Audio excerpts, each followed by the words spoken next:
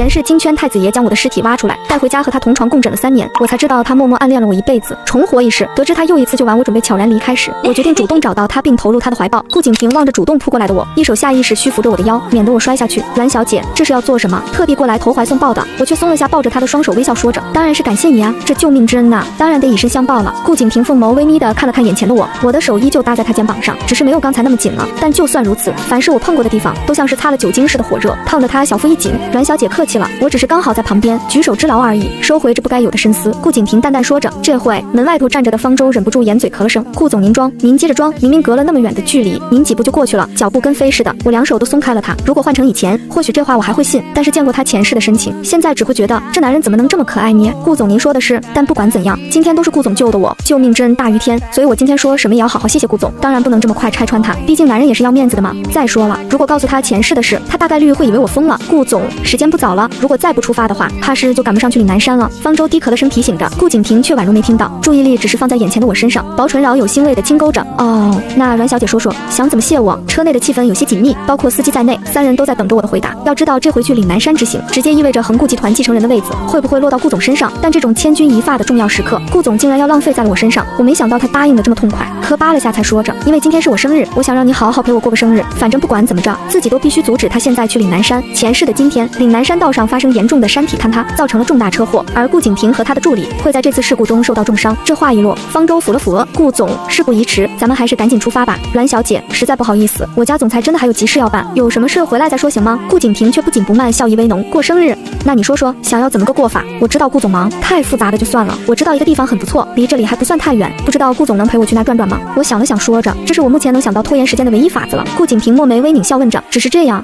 我点了点头，好，方舟出发吧。顾景平不再问，干脆利落地冲方舟喊了声。方舟愣住了，还真是一个敢提一个敢应啊。顾总呢？您平常这雷厉风行的进哪去了？阮小姐喜欢的是宋家的少爷，这会无缘无故的跑过来找您，绝对是事出有诈，弄不好正是2少爷和3少爷安排过来的呢。您说，您干嘛非得上这当啊？想到此，方舟看我的目光没了一开始的善意和尊重。顾总，可是方舟欲言又止着，目光怨怼的看了眼我。阮小姐，今日是个非常重要的日子，您真的不能改日吗？今天的确很重要，我的生日吗？方柱，还是赶紧上车吧。我笑得天真无邪，虽然知道我现在看起来有点无理取闹，但是为了能拖住顾景平，就算让我撒泼打滚也在所不惜了。车子竟然一开就走了1个多小时，才姗姗开到了一处风景平平无奇的海边。只是这平平无奇却被我给吹出了花来。方舟心中腹诽着，顾总你看这天空好蓝啊，顾总你快看呐，那边的树林青翠欲滴，长得可真好看。顾总快看，有海鸥哦，你说他们是不是也特意过来这边看风景的？我在海边跑来跑去的，而身后跟着的顾景平目光一直跟在我身上，薄唇挂着淡淡笑意，冷不丁的，不知道哪个缺德的在海边丢了一个塑料袋。正走得欢快的我脚下一滑，朝着前面栽了过去，眼瞅着就要舔一嘴沙子，突然腰上一暖，我被人一把带回了怀里，一抬头就对上男人深邃复杂的凤眸，细看之下才发现眼底仿佛跳跃着熊熊火苗，灼得我浑身一热。阮小姐这么费尽心思的把我骗来这海边，不会就是为了看这平淡无奇的风景来的吧？顾景平搂着我的腰，嘴角勾着丝耀眼夺目的笑容。本来我不主动闯进他的视野，他或许还能按耐得住不去打扰我，但如今我就这么单刀直入的闯到了他面前，这让他怎么能禁得住内心那头蠢蠢欲动想要我的巨兽？我望着他这张近在咫尺迷人心魄的俊颜，心脏忍不住狂跳，一个分心，刚刚稳住的脚下猛然又一个侧滑，本能的这回我一把抓住顾景平领口，见此顾景平浓眉一挑，嘴角笑容深了深，任由自己随着我的拉扯和惯性朝沙滩上摔去。身后不远处跟着的方舟眼见这一幕，忍不住瞪大了眼，随即立刻移开了视线。顾景平的手臂挡在了我脑后，避免我磕疼。我一抬头，只见顾景平微微泛红的双目正一瞬不瞬地盯着我，嘴角勾着抹意味不明的笑容。看来阮小姐不仅费心思把我骗来这海边，还居心叵测呀。她的话欲言又止，深藏的凤眸暧昧地看着此刻的我。我推了把她的胸膛，却没推开，我脸颊不禁泛了层薄红。顾总误会了，我只是本能反应。我蓦然睁大双眼，只见顾景平将头埋进了我的脖颈，深深吸了口我身上的味道，灼热的呼吸擦过了我的肌肤。我下意识地倒吸了口气，因为我明显感觉湿滑的东西划过了锁骨，引得我顺身站立。顾景平心脏狂跳着，控制不住的想要汲取更多我的气息。他的声音低哑惑人，阮小姐可以直接唤我名字。我感受着他越来越重的呼吸，本能的想起了上一世将自己从坟墓里挖出来，拥着自己的尸体入眠的他，那种偏执和疯狂岂是一个正常人会做的？但既然这样，那他怎么会忍得住不去找我，反而把我拱手让给宋俊浩？顾景平，你能不能先起开？我有点饿了，我知道这附近有一家不错的农家乐，饭菜还挺不错的。我呼了口气说着，若是再不起来，我真不知道这男人会做出什么事来。我不知的是，顾景平已经在极力隐忍自己的情绪，几番隐忍才将眼中那抹鲜红掩下。他攥紧拳头，深吸了口气，不能吓坏他的宝贝了。不管我出于什么目的接近他，他都不在乎。他在乎的是我终于看到他了。顾景平翻身坐了起来，将手朝我伸了过来，薄唇轻轻一弯，道歉，吓到阮小姐了吧？我想说，其实还好，毕竟上辈子更疯狂的事我都见识过了，这还真不算什么，只是第一次这么实打实的和他接触，自己难免有些紧张，或许等以后多接触几次就好了。方舟见两人终于起来，看了看时间，实在憋不住的跑了过来。顾总，您看咱是不是是该出发了，去附近的农家乐。阮小姐饿了，先用餐再说。顾景婷看也没看方舟一眼，就朝着前方的路边走去。不是顾总。方舟看着离开的两人，急得直跺脚，这弄不好二少爷和三少爷早就抢走了岭南山的项目了。这顾总当真一点也不着急吗？农家乐里，餐桌上的气氛有些怪异。顾景婷天生气质金贵，与这朴素简单的农家乐显得有些格格不入，但她自己却并没有这种意识，从容优雅地将缀着钻石袖扣的衬衫袖子挽起，拿过汤勺帮我盛了碗鱼汤，盛完后并没有急着端给我，而是细致入微地检查了下，确定没有残留的鱼刺，才将汤碗端给了我。姑娘，你男朋友心真细，长得还这么好看。姑娘可真是修了几辈子的福啊！老板娘端菜的时候忍不住夸赞了句。我喝了勺鱼汤，冲老板娘笑着说了声谢谢，眼睛偷瞄了眼顾景婷。顾景婷见我没有反驳，垂下的深邃凤眸亮了分，但随即想到什么似的，那份亮光随之泯灭。听说阮小姐下个月要和宋家订婚了，完全把这回事忘了的我，一听忍不住呛住了，接过顾景婷递过来的手帕擦了擦嘴角，好像是有这么回事。我暗自抹了把冷汗，毕竟对我而言，这件事已经过去4年了，谁记得准确日期？再说两家虽然是这么打算的，但毕竟还没定呢。顾景婷又拿了块手帕将面前的筷子仔细擦拭着，挑眉看向我。阮小姐既然都要订婚了，还来招惹我，怎么是对宋少爷不满意，还是想找份刺激玩玩？我忍不住又咳了2声，咳得两眼都快冒出了泪花，才说着，如果我说我跟宋家的订婚会取消，你信吗？顾景婷拿筷子夹菜的动作一正，淡淡垂眸一笑，说着，阮小姐不必紧张，宋家少爷仪表堂堂，确实和阮小姐是天造地设的一对。她说这话时，藏在桌底的另一只手不可抑制地攥了紧，我皱了下眉，还想说话，却终是没再说什么，还是先把婚事退了再说吧。门口急得直打转的方舟几次想要冲进来，但都被顾总的眼神给杀退了。他现在严重怀疑我真的是2少爷或者3少爷买通，故意来牵扯住顾总，不然我明明和宋家少爷打得火热，怎么会突然过来找顾总？这分明就是居心不良。正当方舟一肚子抱怨时，电话突然响了起来。喂，你说什么？去往岭南的山体坍塌了，好多车子都被埋了。我正吃菜时，只见方舟走了过来，不知从哪拿了瓶酒。方舟，你要做什么？顾景婷见他这举动奇怪，墨眉一挑问着，却见方舟郑重其事地倒了杯酒，恭恭敬敬的2手举着到我面前，一脸敬重地说着：方舟多谢阮小姐的救命之恩，无以为报，只能先敬杯酒了。我眨眨眼，这么说来，岭南山的山体还是坍塌了。顾总，刚刚得到消息，南山路上山体坍塌，多辆车子被埋，伤亡惨重。如果按路程时间算的话，咱们正常出发，弄不好正巧赶上。方舟心有余悸地朝着顾景婷说着，说完面向我将手里的酒饮而尽。至于顾总的家主之位，以后可以慢慢争，这命却只有一条啊！就算他这条命贱，可是顾总身份尊贵啊，所以这等救命的大恩怎能不谢呢？是吗？我故作惊讶地看向方舟，待平复了下微笑，说着，那可真是巧了，今天顾总救我一命，我这才想着要好好谢谢顾总呢，没想到倒是误打误撞了。这样说来，还是顾总和方助理福大命大呢。见我说的这么轻松自然，顾景婷深邃的眸子打量着我，怎么总觉得我好像早就知道似的。从农家乐出来，天色已经晚了，顾景婷将我送回了医院。待我下车后，顾景婷的目光才缓缓下移，看向了自己隐隐有些颤抖的右手，咬牙说着：方舟，回御景园。方舟听了顾总有些不同寻常的声音，意识到了不对，顾总的病怕是又犯了。他立刻靠边停车，让司机下车，亲自将车子开往了御景园。御景园位于京市闹中取静的一处高端别墅区，说巧不巧，正好和阮家的别墅背靠背。顾总要不要我叫周医生过来？方舟一脸担忧地望着从车上下来，步伐急促的顾景婷，浑身笼罩在浓浓夜色之下，看不清脸上的表情。此时的顾景婷丝毫不同于白日里那个冷静内敛的男人，边走边将领口扯开，沙哑的声音说着：不用。很快屋子里传来了噼里啪啦的声音，以及压抑的低沉嘶吼声。听到后，方舟几次忍不住想要冲进去，屋里顾景婷早已将外套扔在了地上，原本整整齐齐的衬衫领子也被扯掉了扣子。他一路跌跌撞撞地朝着卧室走去，一路上凡是阻碍他路的家具皆被他一脚踹翻，手有些颤抖地拿出了第2个抽屉里的一瓶药，有些粗暴地拧开了盖子，胡乱塞了几粒进嘴里，强行咽了下去。待吃完，顾景婷大口大口地喘息着坐在了地上，药瓶掉落在了地上，散落了一地的白色药片。他的目光落在了滚落到手边的一粒药，突然间似一头发了疯的野兽般将药丸捡起，狠狠丢了出去，同时伴随着一声歇斯底里的低吼。与此同时，他脑海中不时出现一片嫣红的画面，洁白的房间里，一个女人倒在血泊里，睁着空洞毫无焦距的双眼，一动不动地望着桌子上放着的一张合照。合照上一头长发的温柔女人怀里抱着一个大约4、5岁的小男孩，而小男孩的另一旁似乎还站着一人，只是被人用黑笔给涂成了道黑影。顾景婷无助地晃动着脑袋，试图想把这画面从脑中挥去，却似都是徒劳。倏然，当他想到什么似的，猩红的双眼里亮起了一道光，他从地上爬了起来，跌跌撞撞地出了卧室，朝着最西间的一间房走去。这屋子是他宁可砸遍所有房间也舍不得碰的一间。只见这屋子里到处密密麻麻地挂满照片，而这些照片虽然大都是背影，但仔细看去全都是一个人的，而且包含了这个人的不同年龄段。顾景婷如痴如醉地望着墙上照片里的我，目光放在了我的最近一张照片上，鲜红跳跃的凤眸越发的狂烈和炙热。轻轻，顾景婷将脸贴近了照片，迷离的深眸痴痴望着我，呼吸一点点变得粗重。另一边，我回了医院，这前脚还没进病房楼呢，我后脚就看到把自个捂得严实的阮云馨正和宋俊浩在医院的花园里扭扭捏捏。阮云馨虽然现在还是个不知名的18线小明星，不过很注重自身声誉，不然也不会这几年来一直不露面。俊浩哥，你没事吧？让我瞧瞧伤的怎么样了？两眼挂着泪珠的阮云馨红了眼，踮起脚尖，想要看看宋俊浩缠着绷带的额头，却被宋俊浩拦住了。我没事，别让人看见了。俊浩哥这会知道嫌弃我了。阮云馨说着话边赌气的往外走去。既然这样，那我走好了，保证不打扰你跟阮青青。他刚走没几步，就被宋俊浩一把拦腰抱住了，顺便在他纤细的腰上掐了把。亲爱的，吃什么醋啊？你又不是不知道我心里爱的是你，你就会哄骗我。既然爱我，那下个月就把跟他的订婚取消了。阮云馨别开了脸，撅着嘴不看他。瞧瞧，又闹小脾气了不是？宋俊浩非但不生气，看了看四下无人，扭过他的脸蛋，偷亲了口他的红唇。我跟他只是家族联姻，我娶她是迫不得已。宋家需要阮家这个助力，等我拿到阮家的支持，日后一定帮你回到阮家。等到那个时候，我再正大光明的娶你为妻。阮云心红着眼垂了下他的胸口，噙着泪花，我见犹怜的说着，为什么明明我也是阮家的女儿，却要落得这个田地？明明我也可以是阮家的掌上明珠，也能以阮家女儿的身份嫁给俊浩哥，与宋家联姻。可如今为什么我却一无所有，只能落得个躲躲藏藏的地步？见他又开始自怨自艾，宋俊浩忍不住说了句：“那还不怪你母亲嫌贫爱富，当初看你父亲只是个小老板，看不上人家才跟着别的男人走的。哪想到后来人家一跃成了大企业的老板。据说当初阮昌平犯错后，本是打算对阮云心母亲负责的，最少也会跟家里摊牌承认他的存在。但是阮云心的母亲当时正被另一个老板追求，这才一时鬼迷心窍。而那个时候，阮云心的母亲并不知道自己怀孕的事，以至于后来挺着大肚子回来找阮昌平，人家当然不想认了。而在离这不远隐蔽处的我打开手机，偷偷拍了几张照，然后不紧不慢地拨了电话：“喂，俊浩哥，你在哪呀？”宋俊浩一看是我，立刻慌里慌张地接了电话：“青青，你回来了。”我头有些闷下来透透气，一会就上去了，等着我。晚上我们一块吃饭。挂了电话，宋俊浩匆匆忙忙地抱了抱阮云心：“欣欣，对不起，我先回去了，改天有空我再找你。”说完转身便离开了。一旁的阮云心看着做贼心虚似的宋俊浩，心中很不是滋味。虽然她是私生女，但也不是她的错呀，为什么她就不能正大光明地回阮家？阮云心黯然神伤了会，才将口罩重新戴好，打算离开医院。刚走出花园，却迎面看到了两个并肩走来相谈甚欢的英俊男人。哥，你好好看看这是什么？阮西晨颇为嘚瑟的将手里的一个包装精美的盒子举了起来，在阮东晨眼前转了圈，又迅速收了起来。阮东晨一看这数的不能再数的 logo， 当下就准备去抢，声音愤慨：“好你个阮西晨，这份龙卷酥明明是我早跟店家订好的，原来是被你抢走了。为了这份纯手工制作的龙卷酥，他特地起了个大早跟店家订的，因为这都是提前限量出售的，不定根本买不到的。但是今晚上他去拿的时候，却被告知已经拿走了，这怎么能怪我？谁让店家把你当成了我？到那就把东西塞给我了，还不收我钱？我能有什么办法？”阮西晨耸了耸肩膀，一边灵活地躲过大哥过来抢的手，一边又脚步飞快地朝病房楼跑去。青青最喜欢吃新鲜出炉的龙卷酥了，我得抓紧给他送过去了。望着一溜烟跑没影的弟弟，阮东晨也不追了，臭小子，学会跟我抢了，等着看我下次怎么跟你算账。不远处，阮云心望着这刺眼的一幕，心中滋味更是酸涩难受。凭什么他抢走了俊浩哥，还能有两个这么优秀的哥哥争相疼爱？明明他也是他的妹妹啊，而他却什么都没有。楼上病房里，青儿，你下午这是去哪了？气喘吁吁上来的宋俊浩，心虚过后心里难免有些不舒服。要换做往日，他受了一丁点伤，我都会心疼的不行。但是今天他从手术室出来，却连我的人影都没能看到。没什么，出去见了个朋友。我口吻淡淡的说着，低头把玩着手机。今天被顾景婷一提醒，我才想起来很多细节，比如我手机的朋友圈里晒的全部是自己和宋俊浩一起玩的照片，所以此刻我正在一张张的删除着所有关于他的阶层过往篇章。宋俊浩见我都没正眼看他，刚刚落下的心虚又升了上来。难道我看到了什么？不然为什么对他这么冷淡？吃过晚饭了吗？待会我们出去吃点吧。他又说着。这时我眼中无端浮起了一丝柔笑，提及吃饭，让我想起了那会顾景婷为自己盛鱼汤时的细致入微。那男人一看就很少做这种活，动作既生疏又小心翼翼。这一幕落在宋俊浩眼里，顿时松了口气，还以为我怎么了？现在看来我是嫌他冷落了自己。我订了家咱们常去的餐厅，你要不要先换套衣服？却听我不冷不淡的说着，不用了，我吃过了。俊浩哥没事的话，先回病房吧，我有点不舒服，想早点休息了。明个一早就让大哥帮自己办出院，这病房住着实在影响心情。青青，瞧瞧二哥给你带了什么？宋俊浩刚想说话，却见阮西晨从身边擦肩而过，朝着我走了过来。龙卷酥，这个很难买到的，二哥专程去给我买的吗？我双眼一亮，立刻伸手接了过来，迫不及待的想打开尝一个。可不是，二哥可是费了好大功夫才给你买到的，快尝尝吧。阮西晨笑得两眼冒光的说着，目光不经意的划过宋俊浩。俊浩啊，虽然两家说好了下月订婚，但毕竟订婚仪式还没举行呢，我妹妹就不劳烦你担心了。虽然我对这个宋俊浩死心塌地，但他不知道为什么就是看他不顺眼，或许是男人天生的直觉，他总觉得这小子配不上我。宋俊浩也天生跟阮西晨不对盘，每次只要他一出现，他都甭想能好好的跟我待会。青儿，那我就先回去了，明天我再来看你。说完他叹了声，临走前又看了眼我，不知是不是他的错觉，总感觉我落水前还好好的，怎么现在我好像连正眼都没瞧过他一眼。正忙着吃龙卷酥的我，待宋俊浩完全离开后，立刻拉过二哥，小声说着，二哥，我想去趟岭南山，你能否帮我安排安排？这件事自己酝酿一路了，岭南山的事对顾景婷至关重要，既然自己这辈子认定他了，那这个难关我说什么也要陪他一起度过。岭南山，阮西晨狐疑的打量着我，好端端的，你去岭南山干什么？二哥甭管了，你就说能不能帮妹妹安排吧，若是不行的话，我去找大哥。我明眸轻眨，嘟了嘟嘴说着，阮西晨一把拽住了我，一向思绪敏锐的他很快察觉到了什么。岭南山现在是顾家争夺的地盘，我们这些普通的家族和企业连边都不敢靠，你这个时候去岭南山，不会是想帮顾景婷吧？见他一语中的，我惊住了，瞧瞧你这样，不会是被我说中了吧？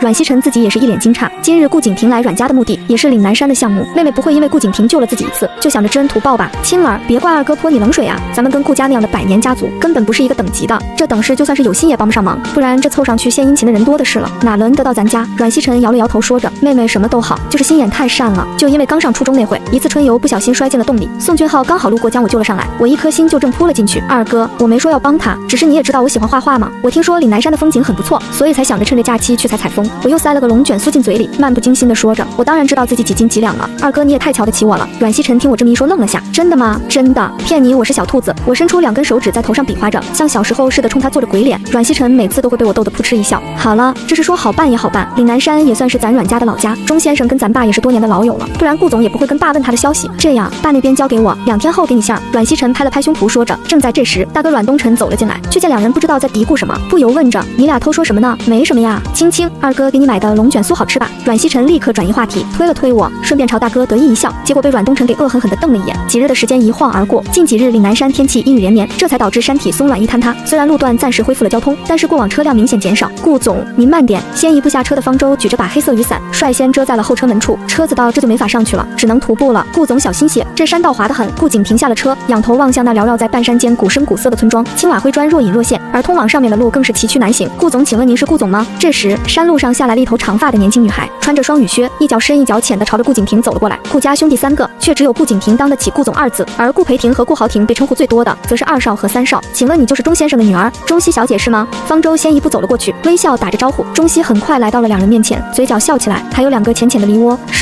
是父亲让我接2位的。话说着，钟熙朝顾景停看了过去，眼中隐隐透着兴奋，又有些羞涩的说着：“不知道顾总还记不记得我？5年前，顾总曾经随顾老先生来过我们这，只是那时候我还小。”被他这么一提醒，顾景停这才想起了5年前随父亲来这岭南山住过几天，那个时候确实有个小丫头总是跟在他屁股后头，说是这山路他不熟悉，怕他迷路了。原来是钟小姐，一晃都长这么大了。顾景停目光淡淡的看向这顶多也就20出头的钟熙，钟熙见他神色清冷，语气淡淡，也不生气。5年前他就这样，现在还是老样子。你们快跟我来吧，我带你们上去。你2弟和3弟一大早就进山了，你来的正好，可以跟我爸好好谈谈。钟熙又看了眼顾景停，说着，便转身朝山上走去。不过你也别抱太大希望了，我爸是个老顽固，这么多年了死活不肯让步，我也劝了他很多次了。钟熙到底是个年轻女孩，知道这山里固然好，但是交通不便利，设施落后，再好的景色外人也看不到，倒不如卖给恒固集团好好开发，既能振兴村庄，还能赚上好大一笔钱。方舟看着走在前面温柔又善解人意的女孩，笑着摇了摇头，怪不得2少爷会想到在她身上下功夫。钟熙的确是个不错的女孩，加上钟先生就她这么一个女儿，如果2少爷娶了她，这岭南山不迟早是他的囊中物。2少跟3少之所以提前过来，为的就是能啃掉钟家这块硬骨头。虽然钟家不是什么富豪之家，但变相的这钟家却能决定他们顾家未来家主的人选。说来也讽刺，想到这里，方舟看了看他家顾总，却见顾景停扫了眼他，再不看路，小心一脚把你摔回京市去。说完，大步朝着山上走去。方舟讪讪地摸了摸脑袋，顾总这眼就是毒啊！脚下不由加快，抓紧跟上了顾总的步伐。虽然这路上泥泞湿滑，崎岖难行，但顾景停的步伐却稳而不乱。直到钟熙上一段路后，朝着前面一片平地上的林子里喊着：“青青！”顾景停的步伐原本是井然有序的，直到钟熙喊出这2个字，他的脚下止不住的一滑。青青，你在哪？快出来，我们走了。钟熙边喊着边朝着小树林走了几步。本来我跟他一块下山接人的，但因为这段下山路特别难走，所以自己就先在这边等着他了。这时我一身狼狈的从树后走了出来，擦下脸上沾上了泥巴，促狭一笑：“钟熙姐，我想去树上摘点橘子尝尝。”谁知道滑了一跤，就摔成了这个样子。哎，怪不得这橘子没人摘呢。钟熙看我这狼狈的跟个偷吃小猫似的模样，扑哧一声笑了出来，走了过来拉我出来：“瞧瞧你这样，等回去赶紧洗个澡换身衣服。对了，我跟你介绍下，这位是顾先生，也是顾家的大少，这几天也会住在山上。”我微微侧身看向了此时正目不转睛看着自己的顾景停，红唇轻勾，伸出了还沾有泥巴的手。顾先生，又见面了。顾景停收神，深邃的凤眸浅浅一眯，也伸出了手。阮小姐别来无恙。2人伸手交握的瞬间，我只觉浑身如触电般，想抽回手时，却发现顾景停仍旧紧紧地握着。方舟在一旁提醒着：“阮小姐，你怎么也在这岭南山？你们2个认识？”钟熙也忍不住惊讶地问着，目光在顾景停和我身上来回穿梭。女人的直觉，这2人的关系好像并不简单。青青是我爸朋友阮叔叔的女儿，趁着假期过来玩的，我这才从顾景停手里把手抽了出来，眨眼轻笑着：“是啊，没想到这么快又见到顾总了。”顾景停静静望着我，捻了捻手上从我手上沾到的泥土，似乎在揣测我出现在这里的用意。他自然不信真的会有这种巧合。好了，大家快上去，别在这半山腰上干站着了，有话回去说吧。钟熙又看了看2人眼里的光，按了按，先一步往前走去了。方舟挠了挠头，知道只要有我在的地方，顾总是不可能不关注我的，只能也先一步往前走去，留给2人独处的空间。待4人拉开一段距离后，顾景停手再次朝着我伸过来，声音有了丝察觉不到的热度：“手给我，这山道滑，别再摔了。”我眨眨笑眸，将手放进了他宽大的掌心，温暖的触感顿时萦绕住了我。谢谢，顾总对女孩子这么体贴，以后也不知道谁会有这个福气呢。这打趣的话音还未落地，自己就猛然被人拉了过去，直朝着某人雄厚的胸膛。抬头一看，那双深邃狭长的凤眸正一瞬不动地笑望着我。阮小姐说，无缘无故的为什么会来这岭南山？被他这突然一问，我一时无言以对。如果我猜的没错，阮小姐应该是奔着我来的吧？顾景停目不转睛地望着矮他一头的我，眸中笑意微冷了冷。只是阮小姐怕是不知道，这男人都喜欢追着女人走，却不喜欢女人上赶着追男人。更何况阮小姐马上就要和宋家订婚了，我顾景停虽然单身，却也不至于去喜欢一个有婚约在身、轻浮不端的女人。我听了他的话，嘴角的笑容一点点落下。顾景停，这是你的真心话吗？重活一世，自己鼓足勇气飞奔到他身边，想要陪他过他生命中所有的重要时刻，想要弥补上一世在他生命中缺席的遗憾。可他为什么会这样？上一世他明明那么喜欢自己。见他沉默不语，我将手从他掌心拽了出来，牵强的扯了几次笑容，让自己不至于太尴尬。顾总想多了吧，我只是趁着假期想来岭南山玩玩，毕竟这也算是我的老家。等到以后拆了，我就再也看不到他原本的样子了。说说完我没再看他，顾自朝上山走去。顾景平望着我黯然神伤离开的身影，心不可抑制地抽痛了下，深邃的凤眸浮上抹暗影，跟上了我的步子。一路上两人都保持不长不短的距离，只是顾景平刚好在我身后的不远处，每次在我快要摔倒的时候，都能好巧不巧地扶上我一把，但仅限于此。岭南山的山路虽然崎岖难走，山上如今也没住几户人家，但山上独具特色的木结构民宿楼房却让眼前一亮。以前那个年代，这岭南山也算是繁荣过一时，当时钟家是这里的大户，拥有地产2亩无数，这也是为什么钟家现在会成为岭南山项目的决定性因素。到了钟宅，钟熙看了一眼这先后上来的两人，本以为这两人有故事，关系肯定不一般，谁知道上来后两人明显冷淡了许多，这倒让他一下子摸不透了。钟熙姐，我去换身衣服。我依旧如常的冲他微笑，说着转身就钻进屋子里去了。钟小姐，麻烦带下路，我想先去拜访下你父亲。顾景平收回了望着我的目光，转身面向钟熙，淡淡说着。钟熙点了点头，顾先生请跟我来吧。屋子里，钟朝林脱了脱镜框，看了眼那院子里走来的年轻男人，摇头叹息了声，远远便听到女儿的喊声：爸，顾大少，顾总来了。钟朝林放下了手里的书，站起了身去门口迎接顾景平。虽然他知道这合作谈不成，但这么多年来，顾家帮岭南山也做过不少事，买卖不成仁义在，这也是为什么他没有把顾家的这几个儿子扫地出门，而是以礼相待的原因。景平啊，好久没见了，算算也有5、6年了吧。钟朝林笑眯眯地朝顾景平走了过去，记得那个时候第一次见面，他虽然年纪不大，却满眼的戒备和冰冷。如今一晃这么多年过去了，他看起来倒是内敛沉稳了许多，只是不知道是真的褪去了这层冰冷和戒备，还是掩藏得更深了。是啊，5年了，钟叔说到真是挺得住。顾景平并无客套的浅笑，说着一边示意方舟把礼物拿过来。钟朝林见他打趣自己，摇头笑道：你小子明知道钟叔的心思，也不知道帮忙劝着点你父亲，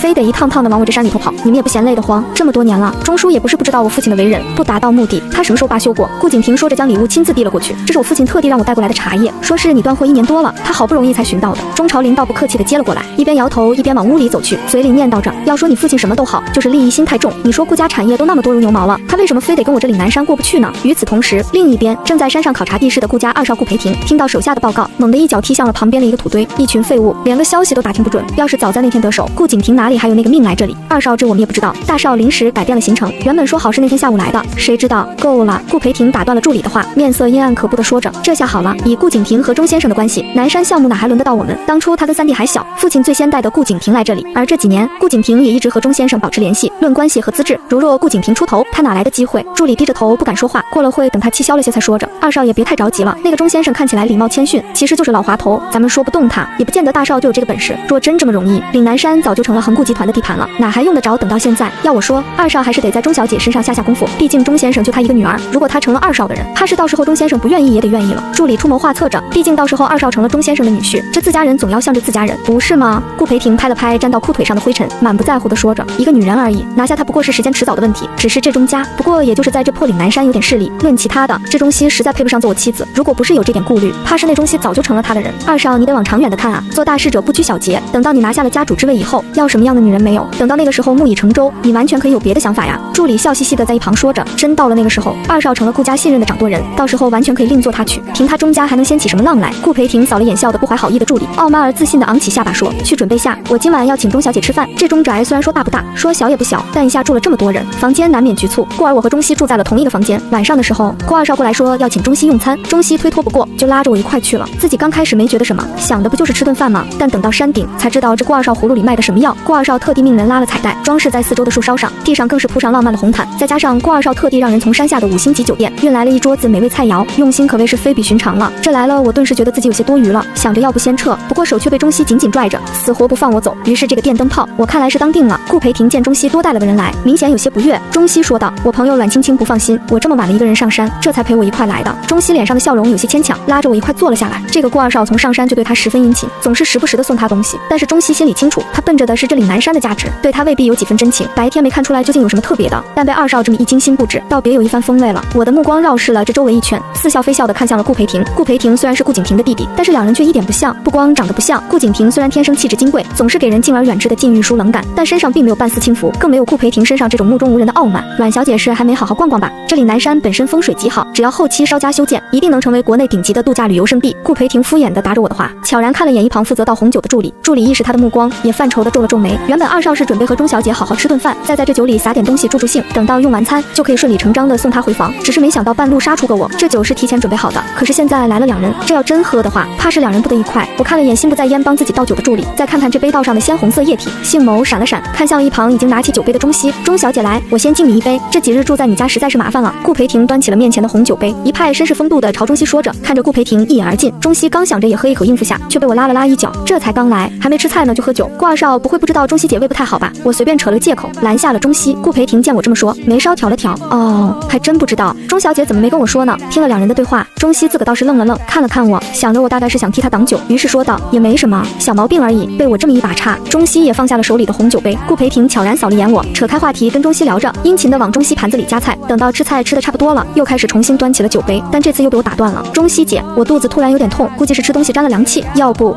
我们先回去吧。这次顾培婷不耐烦地将杯子搁在了桌子上，皱眉说着，既然阮小姐不舒服，那我就先派人送你回去。但是钟小姐，待会我会亲自送她回去。这个我也不知道胃药在哪放着，还想着钟熙姐能陪我回去帮我找找呢。我边捂着肚子边皱着眉头说着，是啊，青青才刚来我家，也不知道药箱在哪放着，我还是陪她一块回去吧。钟熙也站了起来，过来搀扶住了我。顾培婷眼瞧着这到手的鸭子就要飞了，眼中附上抹厉色，却笑着说，这当然可以了，只是我费了这么多心思想请两位吃饭，这饭还没吃完，酒也没喝上一杯就要散了，是不是有点太……我看要不这样，杯子里的酒既然都倒上了，不如钟小姐喝了面前这杯酒，我这就让助理送你们回去，这样总行吧？她自然不能白白放过这么好的机会。顾景婷来了，如果她再不抓紧机会，只怕到时候什么都来不及了。钟熙见她这么说，知道今天这杯酒是非喝不可了，端起了面前的红酒杯，正准备一饮而尽，却突然被我给夺了过去。二少真是不好意思啊，钟熙姐胃不好，怕这酒要是喝了，晚上该不舒服了，我这身体还指着钟熙姐照顾呢。这样吧，反正我也不差这一杯，我替她喝了吧。说完，我将红酒干了。如果猜的没错，这酒里应该掺了东西，要不然这顾培婷也不会一而再的灌钟熙酒。但她的目标是钟熙，所以自己就算喝了，应该也对她起不了什么作用。虽然知道这么做会惹怒顾培婷，但是我不能让钟熙有事，更不能让顾培婷的阴谋得逞。见我多管闲事，顾培婷气得眼皮跳了跳，强忍着怒气。阮小姐还真是和钟小姐情同姐妹啊！既然这样，小周啊，送阮小姐和钟小姐下山。两人离开后，顾培婷气得差点掀翻面前的一桌子菜，回了钟宅。这下山的路上，我就已经觉得浑身泛热，头晕脸红。钟熙还以为我是真的肚子不舒服闹的，一回到家，立马跑进屋子里去给我找胃药了。山里的夜有些凉，我站在院子里吹着冷风，试图吹散药效。现在自己全身上下燥得很，还有一股股无名火从小腹窜出来，但这冷风的效果似乎不怎么好，反倒吹得自己脸色越发通红。不远处的西屋客房里，一双深邃的眼眸正透过窗子望着对面院子里坐立难安的我，眉宇微微皱起。顾景婷回头看了眼方舟，查了吗？山顶上发生什么事了？方舟放下手机走了过来，顾总是这样的，小何说二少请钟小姐去山顶吃饭，但是钟小姐带着阮小姐一块去的。之后二少爷一直想灌钟小姐喝酒，但后来被阮小姐挡了。顾景婷只是稍作沉默，嘴角勾起抹冷笑，老二怎么会无缘无故的请钟小姐吃饭？只怕是醉翁之意不在酒吧。我也这么觉得。顾总，你说这二少要是……方舟这话还没说完呢，只见面前已经没了顾总的人影。我双手抱肩的坐在台阶上，身后的屋子里，钟熙正在翻着药箱，一边碎碎念着，我明明记得这里头有胃药的呀，怎么不见了？跑哪去了？我双眼紧闭着，谁知道这顾二少在酒里下了多少药，居然让自己浑身开始站立了起来。突然觉得自己不该冲动的，我跟着钟熙也不过才刚见面，犯得着脑子一热冲上去替人家挡酒吗？还有顾景婷，她今个把话都说到那份上了，我还管别人会不会威胁到她做什么？突然打了一个冷战，我睁开了眼，看着面前站着一双笔直修长的腿，再往上看，一张金贵清冷的脸出现在了自己面前。阮小姐一向这么烂好心吗？小时候我不过第一次见她，就能不顾自身安危的冲上去替她出头，而现在为了一个钟熙，依然义无反顾的替人家挡酒，也不怕那酒里是不是下毒药？可不是，若是我不烂好心，以前能为了救顾总把小腿给踢骨折了。我搓了搓肩膀，望向他说着，既然他能这么问了，说明山上发生的事他都知道了。顾景婷上前一步拉住了我的手腕，走吧，我带你下山看医生。这山里虽然也有懂医的，但也就能治个头疼脑热的。我此时浑身软弱无力，他这么用力一拽，身体直接往前栽去，朝着他那笔直的两条西裤腿就撞了过去。青青，我找到了。钟熙拿着一盒胃药走出了屋子，却一眼就看到了姿势怪异暧昧的两人。顾总，你们……顾景婷闷哼了声，弯腰将我搀扶了起来，说着，看他这样子，钟小姐的胃药怕是不管用，我还是带她去山下的医院看看吧。要不要我陪她一起去？钟熙见两人要走，不由喊了声不用，钟小姐照顾好自己就行。顾景婷若有所指的说了句，将身边的我拦紧了些。两人出了钟宅，迎面就碰上了刚回来的顾培婷。哟，大哥，这么晚呢？你这是上哪呀？顾培婷原本怀着一肚子愤怒，目光在我身上打了打转。顾景婷将宽厚的胸膛侧了侧，遮住了顾培婷肆无忌惮打量的目光，洋洋一笑。培婷，来的时候，父亲让我提醒你一句，别忘了这是在谁的地盘上，更别忘了我们顾氏家族的脸面。敢在钟先生的地盘上对他的女儿下手，他这脑子是不是进水了？如若真的不顾伦理道德来硬的，父亲又何苦这么大费周章？顾培婷见他这么说，猜测他已经知道了什么，不自然的说着，大哥教训的是那个，要不我送阮小姐去医院吧。然而顾培婷的手还没碰到我，就被顾景婷那冰如寒川的眼神止住了。二弟，这阮小姐是钟先生朋友的女儿，钟先生这人最好面子了，如果阮小姐在他的地盘上出事，你猜以钟先生的脾气会怎么做？顾景婷点到即止，扶着我走出了一段距离后，再没人了，才将我拦腰抱了起来，眼中炽热担忧的眼神再也掩饰不住。方舟早就麻溜的跟了过来，先跑下山去将车子开了过来，自己跟个树袋熊似的缠在顾景婷这个大树上，浑身难受的坐立难安。顾景婷，我问你一遍，你到底喜不喜欢我？说着，我泛着泪光的杏眸瞅向他，若他肯说实话，那这医院自己就不去了，反正迟早的事。顾景婷原本就游走在理智和疯狂的边缘，被我这么一问，狭长深邃的凤眸缓缓垂下，目光放在了我诱人的红唇上，咽了口唾液，话却理智而清晰。阮小姐这话的意思，若我说喜欢，是不是现在我就可以要了你？他知道顾培婷在酒里加药了。这一路上，我望着他，眼中的欲望再明显不过，但他迈不出这一步，他就像一头禁锢在牢笼中的困兽，哪怕再想吃到面前垂涎已久的猎物，却也还是挣不脱身上的铁链和被铁柱焊死的牢笼。我听着他话里的意思，眼中亮起的星火一点点湮灭。望着我眼中浮上的失望，顾景婷的眸光颤了颤，终于克制不住地扶起我的下巴，灼热滚烫的吻附上了我的唇。我俩越吻越热，火越点越旺，仿佛一片干旱已久的裂土，触及到渴望已久的甘霖，一发不可收。此时的药效已经在我的身体内挥发到了极致，被他这么一勾，浑身上下所有的玉气儿都被他给勾了出来。刺啦一声，我用蛮力将顾景婷胸前的衣服撕了开，一嗅到这他独有的强烈雄性荷尔蒙，毫无克制力的我就急不可耐地坐了上去。